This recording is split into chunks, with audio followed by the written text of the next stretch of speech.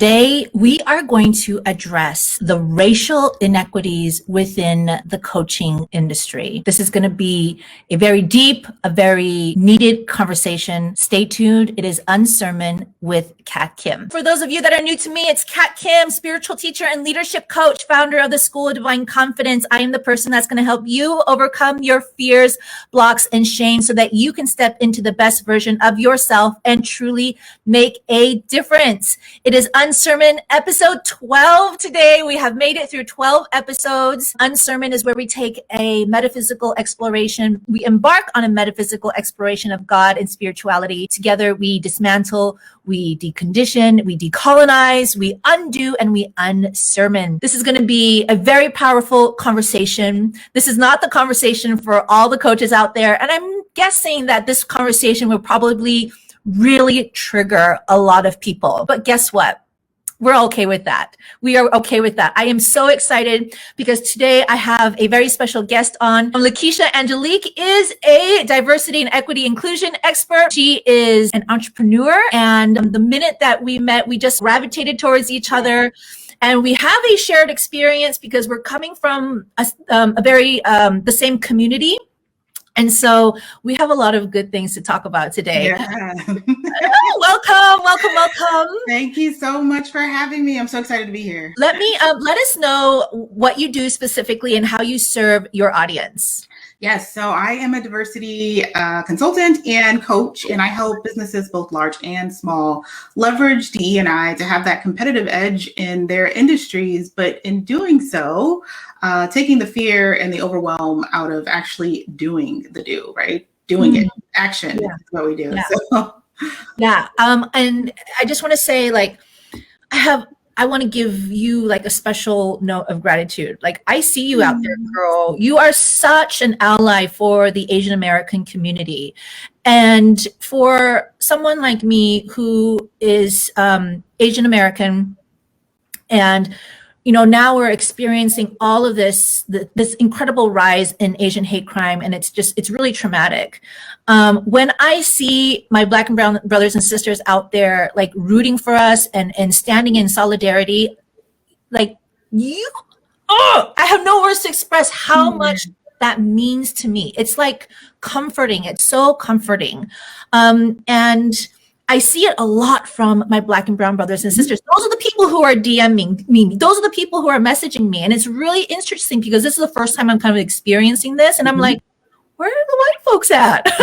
Yeah, welcome. So welcome. Right? This is what happens when it's, George Floyd murders, Breonna Taylor, all of these things that happened in the Black community where we need this support, and we're saying, hey, this is what's happening, and our coaches are silent. They're not checking for us. They're not asking, how are you dealing with this? And you notice when it starts to happen to you. Sometimes we don't pay attention to what we don't pay attention to, and that's kind of one of those things, right? Yeah.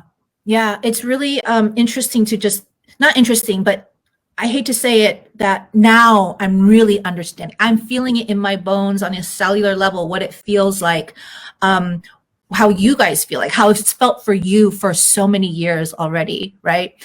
So I'm so grateful to the people who are standing in solidarity. I'm not saying that no white folks have, because I have my clients and my friends who have, but right away, when this started coming up in media, boom, my Black sisters right there in my DMs, constantly messaging me, even though I did not know that that's what I needed. That's the interesting part. Like, I didn't know I needed that yet because this was so new. So I just want to say thank you so much for that.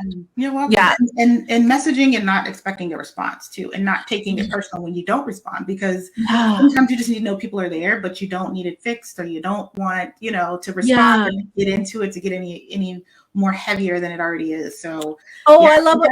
We got your back, Oh, I love it. I love what you're saying here. Like, and everyone who's listening, and this is something for me to take on too, is like, just send a message. You don't need a response. I think sometimes I feel like, if I don't want to pressure them, and I don't want this. I'm looking for a big conversation, but letting people know that you're thinking of them, that in itself is really, really powerful. Yes. I think my stance is, it boils down to being a good human, and that's what the basis of my coaching is I'm trying to create good humans, no matter what. Like, there's tensions within the Asian and Black community. There's tensions outside of that. There's tensions within the Black community. There's tensions all over, right? But creating spaces where we can have these difficult conversations on how we're going to move forward.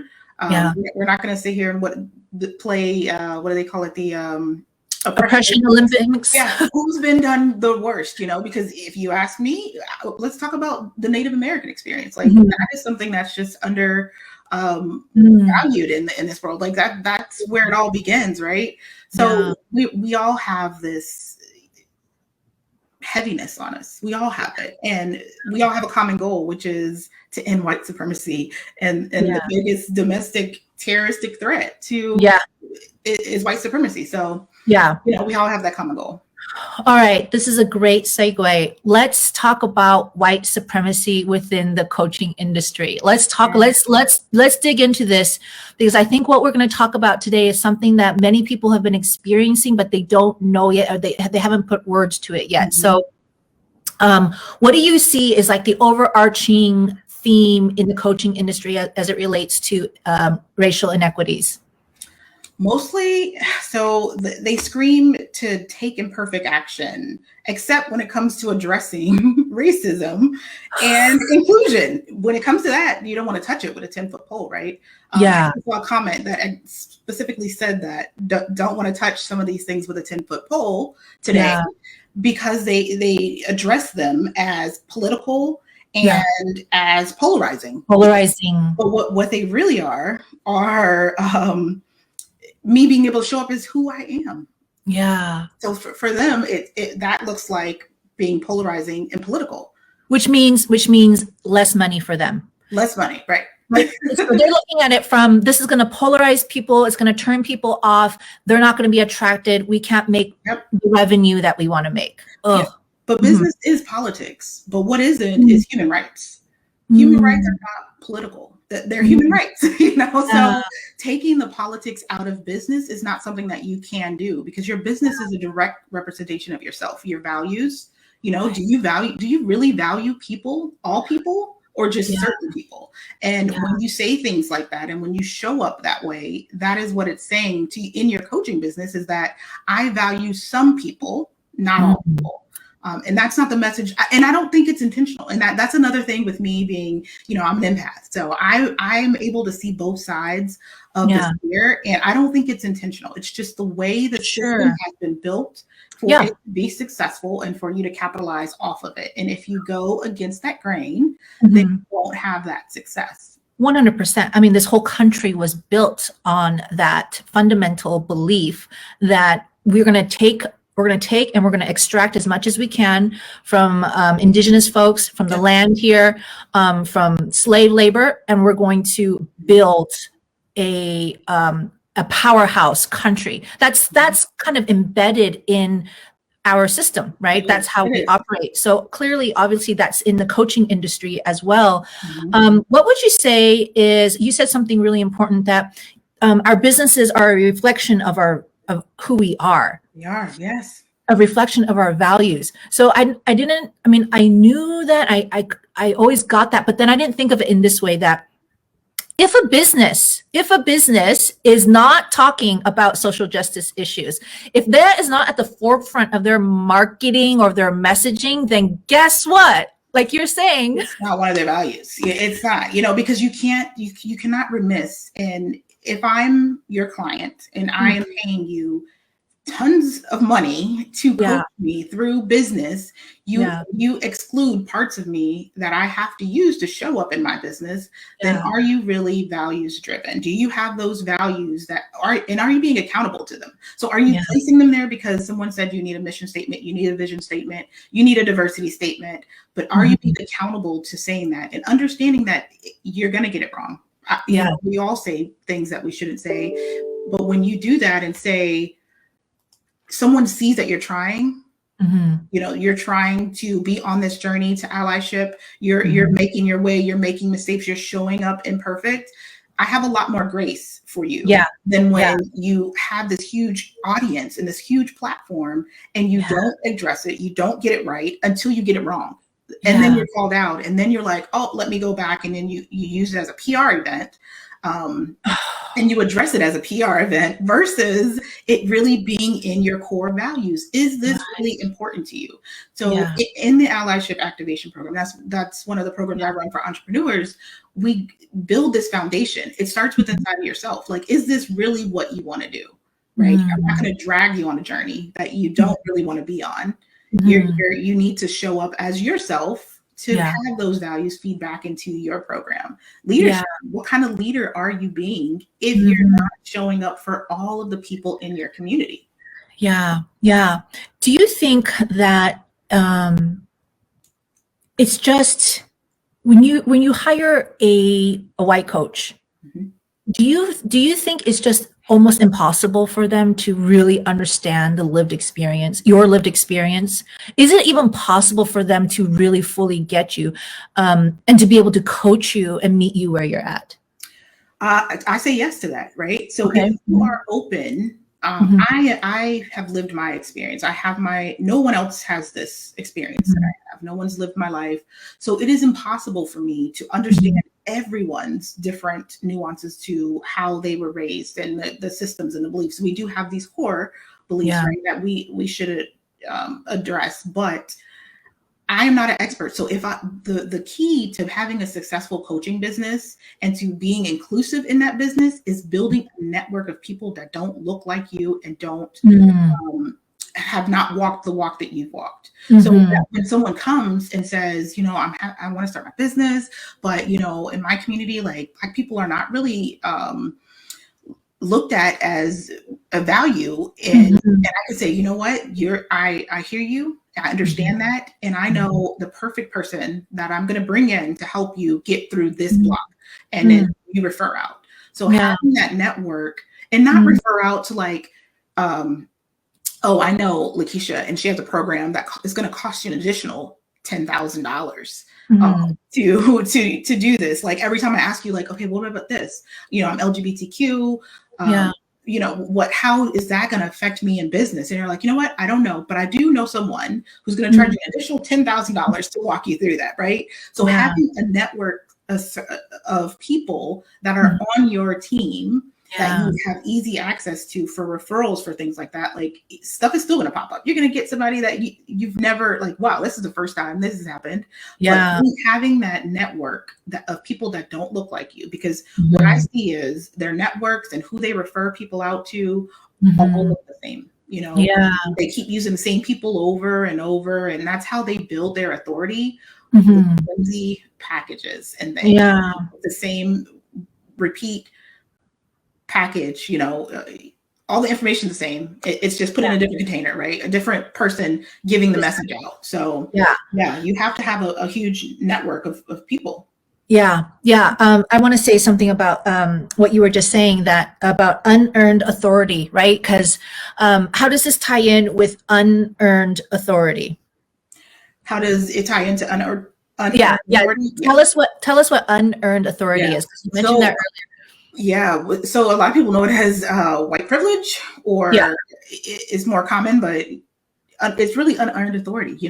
Just in the color of your skin, being white, you have a certain level of authority. You're more trusted. People are more comfortable with you. There's things that just come with the color of your skin, and getting past denying that, like, you have to admit that is the truth, because we've built the country on, and now it impacts the whole world, really, on the basis of white supremacy. So it is your skin, you're trusted automatically. So you don't have to get past these barriers of, okay, I'm Black and I'm coming to you as an authority in my niche, right?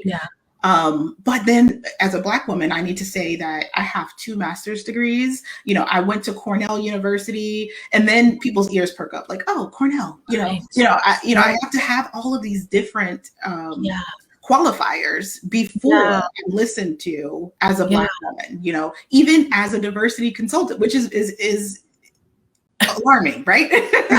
So as a white woman or a white man could come in and, say, I'm a diversity consultant without the lived experiences of just off of theory, studied, read, those things.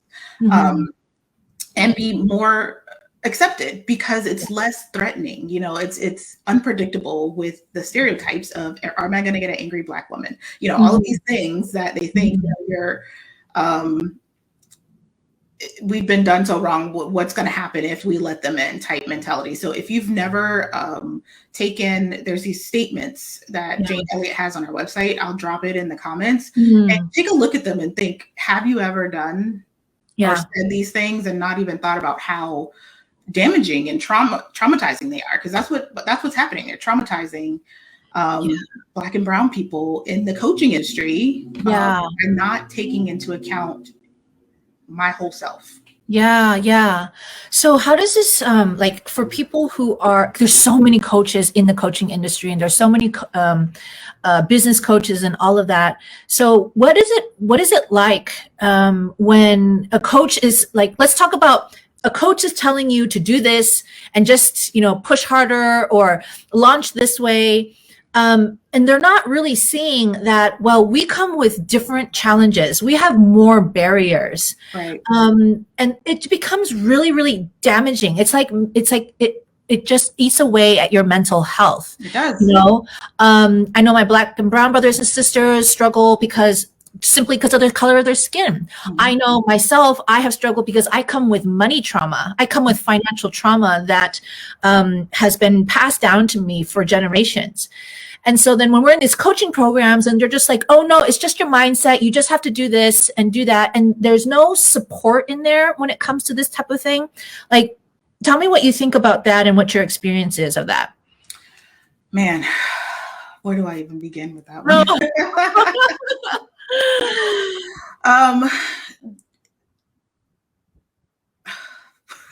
Yeah.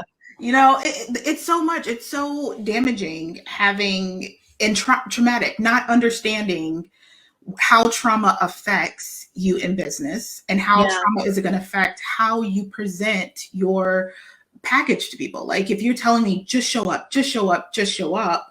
And I'm constantly showing up, I'm doing as you say, and I'm not getting the same results, it's going to feel as though there's something definitely wrong with me. You're not doing this right. How is my audience not growing? Because I showed up, did the launch, did the ads, did all of these things, and have a solid business model. And that's the thing.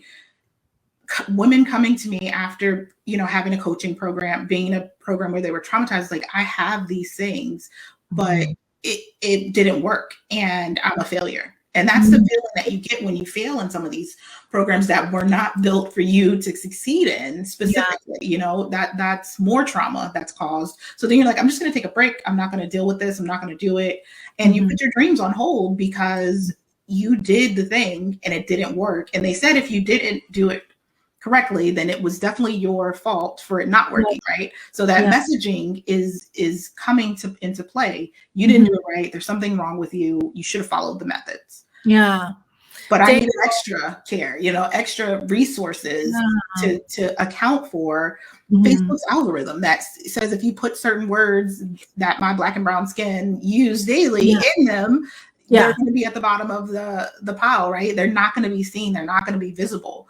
Even when it came down to doing my ads, it was so tricky because you couldn't use diversity. Like it couldn't look political because they've politicized human rights. So making my ads wouldn't get approved. So I have to talk nicely about racism and inequities and inclusion in order for it to pass the mark, right? But who's in charge of, if you look at the bigger system, who's in charge of approving this stuff? Of course, right. So it's like a veterinarian, like you telling them you can't mention the word animal in your Facebook ads. Right.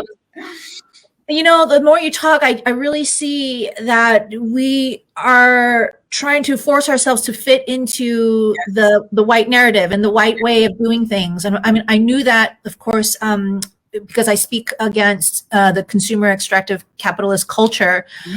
And I'm seeing more and more and more that it's also, and of course it is, because I also talk about how that has co-opted spirituality. But now I really see with clarity, as I'm speaking to you, that it has also co-opted the coaching industry. And there's one thing to realize it and to cognitively understand it. But I think from our lived experience as coaches, at least me, I've been doing this for a while. You just kind of entered into the coaching industry. Yeah. It's like a cesspool. Yeah. It's a cesspool.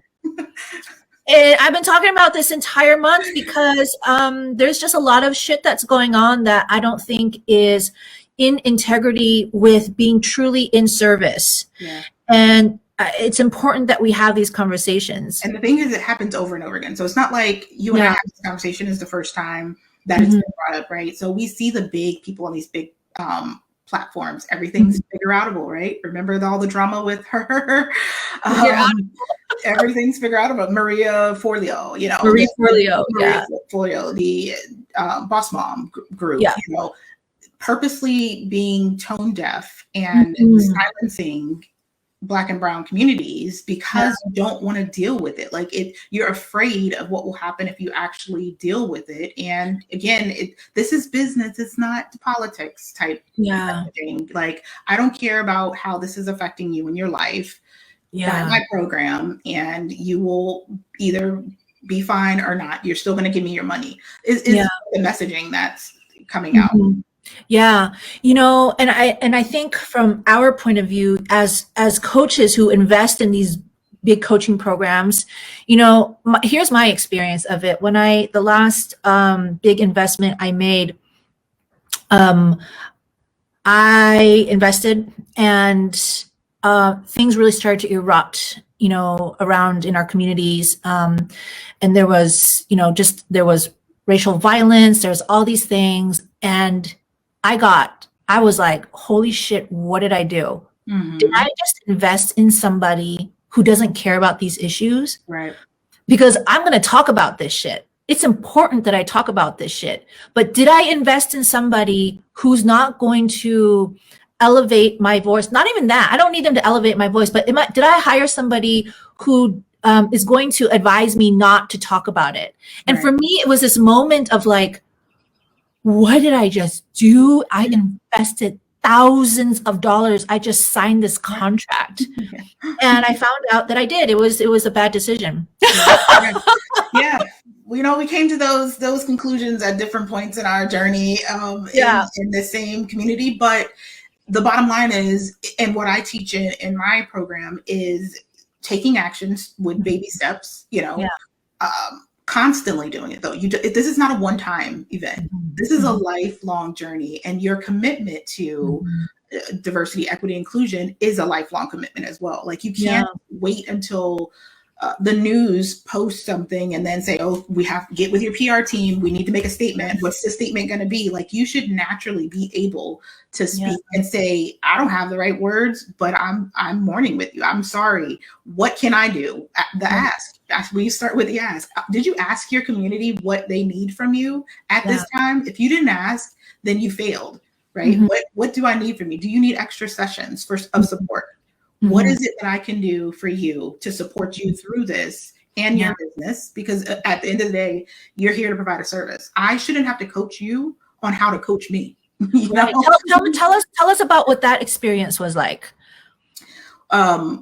Which one? Coaching you having to coach them to coach you. Like what? And I see that a lot. Like I shouldn't have to constantly come to you and say, hey, something's happened in, the Black community and it's making me feel this way. And I'm not able to show up because I'm heavy. I need to sleep. I don't want to talk right now. I don't want to show up, but your lunch starts tomorrow. So get over it, show up, show out, specifically the elections. So as someone that is a Black woman, as someone who is dating and getting ready to get married to another woman, these things matter to me. And the election was very important to me because that decision, who was elected, could have decided if I was able to get married. Like basic human rights are being taken away.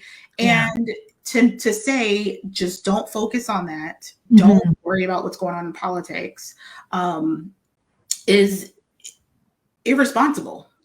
My life is in danger, and you're telling me show up, be upbeat, and not to mention these polarizing and political topics. I can't do that. I can't, because that's my life. That's what my life looks like every single day, not just on the days that it's popular for you to get views or for you to capitalize off of it. Yeah. So when running these programs, I see a lot of people scared because they're like, I don't want to look like I'm capitalizing. What's the balance between capitalizing off of these events and, being an ally?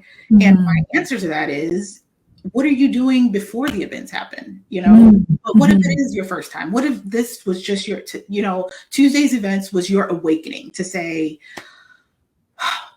that I need to provide more support to the Asian American community. I overlooked that. I didn't take that in consideration. How can I now step up? So what you do now still matters, right? It's all my saying is, yesterday was the day to start. Today's the day to start. Tomorrow will be the day to start, because we have to start somewhere. And you may get backlash and saying, oh, you're just capitalizing, or you weren't saying this before, you weren't doing this. But when you consistently post and you consistently have that messaging, and your audience knows that if something happens, I know she's going to speak up. She's going to say something. She's going to have my back. There's the difference between capitalizing and being supportive. Oh, girl, this is so good. So I want everyone to really take in what this conversation and what Lekeshia is saying. Basically, you're saying, if you're operating from a real place of solid, grounded values, and you actually fucking care,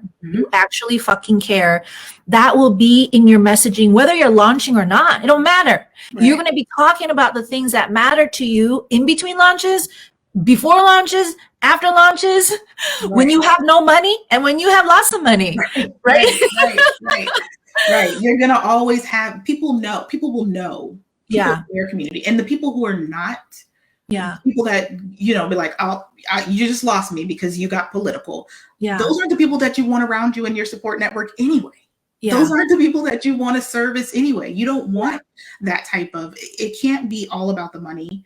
At a certain point, like, you can't be just chasing the dollar. And that's what happened. I had this shift in, like, I had to become the coach that I needed. That was the hard part. I had to become the coach that I needed, because one, there were other women who were coming to me with the same story and the same trauma from the same programs that are floating around. Like, people suggest, oh, if you haven't done XYZ's program, you should do theirs. You should do this one. Like, the same people just in this circle making millions of dollars, but not really providing any value to certain demographics. I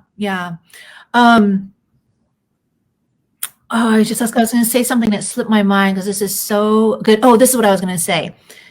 On the topic of, like, people and business owners, they will show up and they will share their message. And if they care and if their values are aligned, you will know, like you were saying.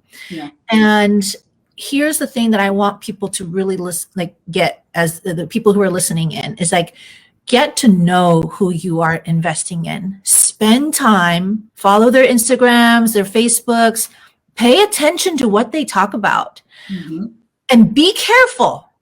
I'm telling y'all, everyone, be careful of the coach that comes in out of nowhere because you found their Facebook ad, and then you attend their big live launch or their webinar, whatever it is, and they cast this whole big vision to you, and they say, you can have this for $25,000, $30,000, whatever, how many dollars, and you only have today to invest, otherwise it's going up. The price is going up. Be careful of those fucking people, y'all. Be careful. Predatory.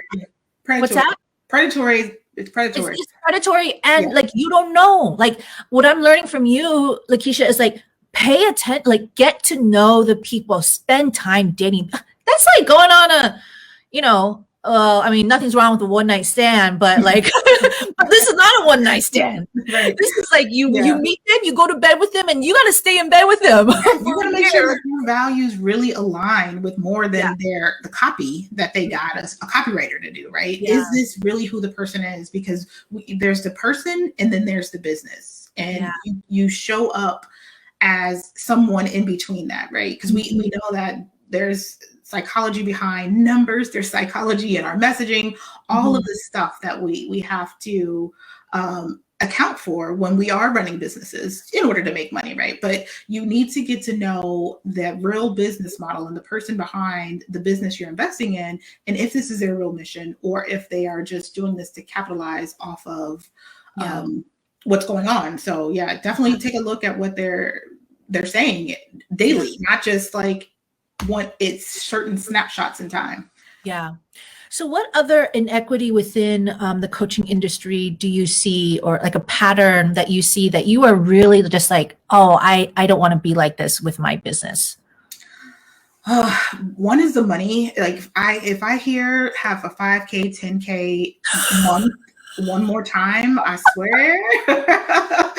I just, some people in, different cultures and stuff, when it comes to money, like money is a huge, huge trauma for people. Money is, of course, it's a tool. We should use it as a tool. And I know that I need money to run my business, right?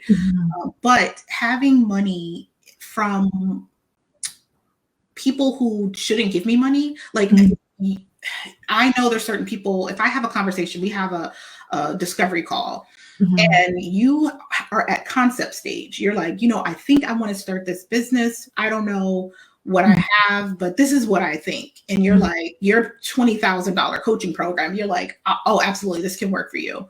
Knowing good and well that you should at least be having certain level of months, 5, 10K consistently before investing that much money, and not being able to say, but I do know a coach who is for startups, and you start with them, and then, get to know yourself, get to know your audience, do all of these things, and then come back to my program. That is the biggest thing I see in the coaching industry that they do not do. It's all about the numbers and how many people they can get in, regardless of if it will work for that person or not. And then it causes that trauma. So it didn't work for you because you didn't follow the directions. It's clearly you, because we have these 10 people in the group who had wild success. So, of the hundreds, right? Of the hundreds that have gone through this program, you give them a conversion rate of just the successful people, not the failures. You don't highlight those. And you actually feel like something's wrong with you. But how many people left the program? How many people didn't finish paying their contract out? How many people launched or did whatever your program is about and did not make a dime? How many times do they do that? Like they fail to highlight the failure, which is a part of success. And it's about the people, right? If you're really about the people and really having this messaging of, helping other women or, get to where you are, you can't prey on them at the same time. Like you can't prey on who you're saying you're trying to help. This doesn't work that way. And the scary thing is they don't know that they're doing that. That's for me, that's the scary part, is that they don't know. I mean, they're not bad people. They're not saying in their mind, I'm going to prey on this community of folks, but it's still ingrained within our belief system. It's ingrained within the way that we operate, whatever industry you're in, right? And this whole system is basically created so that the people at the very top can extract as much as they can from people below them. And it's really just, it's mind blowing to see this within the coaching industry. I shared with my audience that I've been in this industry for 10 years. So I have seen it at the very beginning when it wasn't even a thing. And now it's like everybody's a coach. Everyone's a coach. And you don't need, the thing is you don't need certifications to be a coach. And let's be really clear. I have had amazing coaches, and I highly recommend, I think everyone should have a life coach, a financial coach, a relationship coach, and like a health coach, a personal trainer or something. And now a DEI coach. I really do. I really do. Like, I'm not just saying that. I think like that's another, like you need to build that team around you. But like, pay attention to who you are going to hire, because a lot of people don't even have the credentials. They don't have the experience. They don't know your lived experience. And so just like what you were saying, we end up having to coach the coach. We're paying somebody to create a system. They tell you, get a niche, create a system, and repeat, just do the same thing every time. But I couldn't adopt that business model for my business, because every business owner that comes to me for help with E&I has a different issue. It's not the same. So I'm observing. I mean, even in the allyship activation program, the different industries that are in there, they talk amongst themselves. Like the community is saying, like, this is working in my community, this isn't working. Having that sense of community and people to network. One of the modules is about new networking. How are you networking, and who are you networking with? Are you going to the same networking events where people like me are not invited? This elitism that starts to happen. Like, you can't have a diverse and inclusive space when you don't invite diversity and inclusion in. You have to let them in, refer out. What are you doing with your communities? And is your business, I give back even before making millions of dollars, giving back to communities was in my business model. Like, I embrace race every year, $10,000 campaign for them. Embrace race for YWCA. That is built in. No matter how much money I make, I'm giving back something.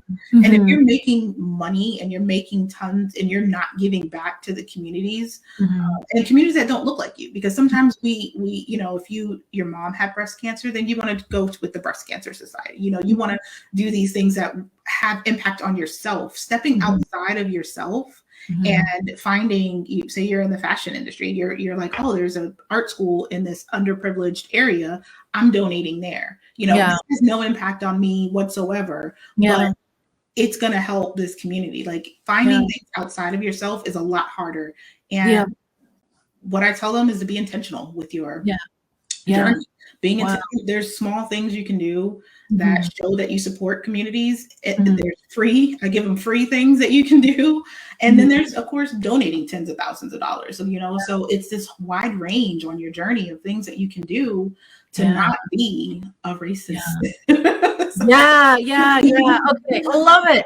What is one final thing that you would want? What's your message to the people who are listening, who are women of color or people of color or allies who are kind of facing these inequities in the coaching industry or anywhere? Ooh, I would say starting your journey, no matter who or where you are, because we all need to be on this journey. We all can be allies to other communities.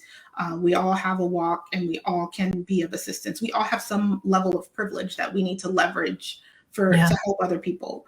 And the solution, I think, to all of this, to all of the world's problems, is to create high quality leaders who are culturally responsible. That is key. Getting people in places to make decisions, care about the world, being a good human. Goes down to just being a good human. Yeah, I love it. And you tell me about your program, because this is what you help leaders do, right? So tell us what you got going on and how people can find you.